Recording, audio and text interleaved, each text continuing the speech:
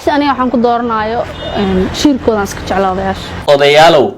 haddaad gabadhaas warkeeda run inta u malaysaan ku shamoomtaan oo ay shiir u dhimato idinkaa ledin haystaa ogaada. waxaana markaas ka dhici doonto dhagay far ka dhici doonto dhagay far wax la yiraahdo. warkii hore war soo dhaaf saaxiibayaal muuqaalkan oo mid aad u xiiso badan inta aanan u guda gelin marka koobaad waxaan idinka codsanayaa inaad muuqaalka like saartaan si share gareysaan commentigana aad igu qortaan bal ruuxaanta gabadhan hayso kulay tii cilmi iyo tii socdaal yare iyo tii wixii dhan waa ka weyn tahay ruuxaan nooca ay qabtaa haddaad aqoon weyso aad fahmi weyso qof saaxiibka u yar weydii bal gabadhan sidaan leh nooca ruuxaanaha ay qabto waliba waxaan soo qaban doonaa faar badan oo ay gabadhani gashay intii ay hadlaysay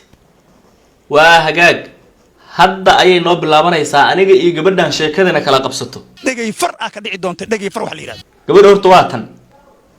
ama oday 80 jir ha raadiso ama wiil 15 jir ha raadisay gabadhu waa qoftaan aad aragtaan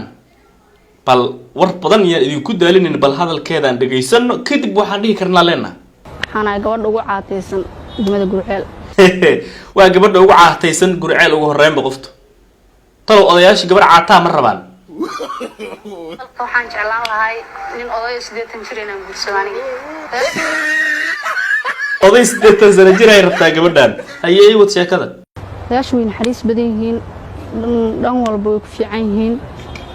yaa dhan walba way ku fiican yihiin yaa walaal cunug yaraa taana dhan walba ku fiican yahay ku sheegay ka soco waaye faarka koobaad waaye odayaashu wax garad waaye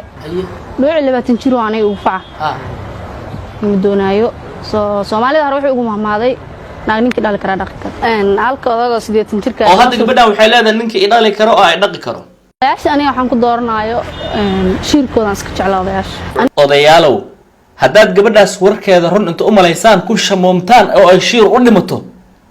idinkaa ledin haystaa ogaada. waxaana markaas ka dhici doonto dhagay far ka dhici doonto dhagay far wax la yiraahdo. aniga oo heli kara oday 80 jir dheemanka lagu heeyo ku dhex jiro ma heli doono wiil 20 jir waa la hoogay mac salaama waa isku dhamaatay meeshii ugu dambeysay ay taagan tahay anaa ugu qurux badan mawduucaas gabadha ku soo baxday anaa ugu fool xun gabadha ku soo baxday oday 80 sano jir ah rabaa waa mawduuc ugu dambeeyay last action way wax ka dambeeya ma ogaade orod haday gabdhaha reer Gurceel ku tartami doonaan ma ogaade reer Gurceel sun waa cabeen ka ugu qurxan waa noqdeen kan ugu foosho waa noqdeen oday 80 jir ah waa raadiyeen inay ordaan ay u dhimantaa bis gabdhaha reer Gurceel jooga wax kasta oo lagu caanbax waa dhameeyeen wax ay soo reebeen mal hadda gabdhaha Muqdisho jooga iyo qurux ku tartami karaan waa isku dhamaatay kaliya gabdhaha Gurceel hadda waxa u soo jeedinaa halka mawduuco idin banaa waxay tahay inta tartan qabsataan dhay ma farx amal ordaan halkaas mawduuca idin banaan taas la soo sameey saaxiibayaal muuqaalkan kiis kale inta dib ugu kulmi doono waxaan idin leeyahay nabadgelyo.